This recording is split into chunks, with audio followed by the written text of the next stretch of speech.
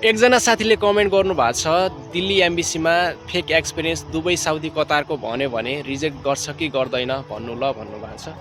उहाँको प्रश्न चाहिँ एउटा कामको लागि अप्लाई गर्नुभएको छ जुन कामको बारेमा उहाँलाई एक्सपिरियन्स छैन, नलेज छैन। अब इन्टरभ्यूमा त सोध्छ, इन्टरभ्यूमा सोध्यो भने भन्दा केही फरक पर्छ कि पर्दैन, भिजा रिजेक्ट हुनेको हो कि होइन भन्ने कुरा हो। यसको बारेमा चाहिँ म के भन्न चाहन्छु भने तपाईले जुन कामको लागि अप्लाई गर्नुभएको छ त्यो कामको बारेमा एक्सपिरियन्स भयो भने यहाँ आएपछि पनि तपाईलाई सजिलो हुन्छ, त्यो राम्रै भयो।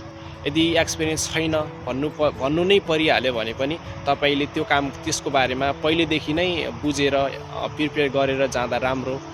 भिजा रिजेक्ट हुने चान्स भन्दैमा भन्ने हुँदैन, तपाईलाई सोध्ने मात्र हो, त्यस्तो केही फरक पर्दैन। यदि तपाईमा डाउट लाग्यो उसलाई भनेपछि चाहिँ 100% भिजा रिजेक्ट चाहिँ हुन्छ।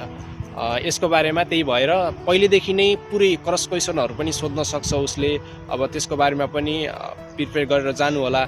भन्नै परिहाल्यो भने पनि त्यस्तो केही फरक चाहिँ पर्दैन है त।